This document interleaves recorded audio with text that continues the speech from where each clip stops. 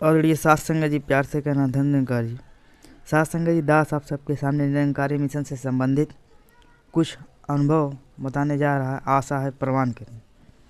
Nirankari mission किसी नए धर्म का दावा नहीं करता। लगभग गत 50 वर्षों से जात पात के दाग धब्बे को मिटाने का सामर्थ्य भर प्रयत्न कर रहा है। परमात्मा ने हमें सृष्टि में मानव बनाकर पैदा किया है।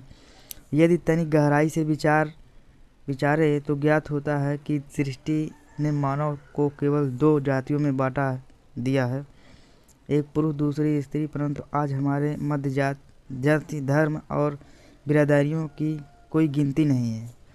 धर्म का प्रत्यक्ष रूप हमारी अपनी पसंद का प्रगटाव है, किंतु धर्म के आधार इसके अतिरिक्त कुछ नहीं है। प्यार सत्कार दया धर्म का मूल है। सारी सृष्टि प्रभु का परिवार है। हम धर्म और यांत्रिक युग से निकलकर विज्ञान के चमत्कारी संसार में सांस लेते रहें। धर्म का आधार है कि श्रद्धा अकीदा, परंतु विज्ञान बुद्धि और तर्क के आधार पर स्थिर है, जिसका अर्थ है प्रत्येक वस्तु को छूकर महसूस करना एवं चख कर उसकी वास्तविकता प्रमाणित करना। ऐसे प्रबंधन में कारण और परिणाम का संबंध अनिवार्य है। यदि आग में हाथ डाला जाए तो अवश्य जलेगा।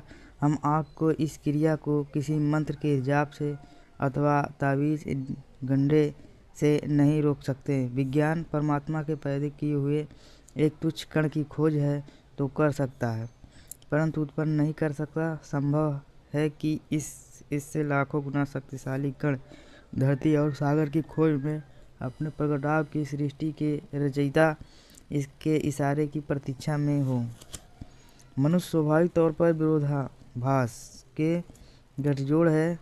यदि भलाई की ओर उत्कृष्ट हो जाए तो देवता भी इसकी महानता के सामने शीश झुकाए हैं, और यदि बुराई के अनुगामी हो जाए तो चांडाल भी लजाए। सांप्रदायिक दंगों में एक शांति प्रिय और रहमदिल मनुष्य बड़ी बेदर्दी के साथ दूसरे मनुष्य का तड़पा कर वध कर देता है, जिंदा जला देता है।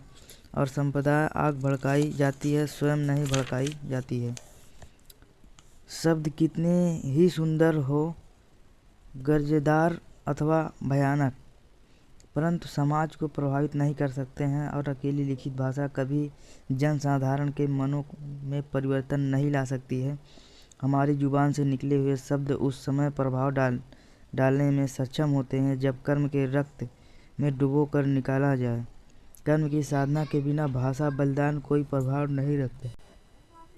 तर्क जब चरित्र के बिना परास्त किया जाए, प्रार्थना जब सच्चाई से रिक्त हो जाए, तो आलोचना जब सभ्यता से खोखली हो जाए, तो फिर मानवता इसे प्रभावित नहीं होगी।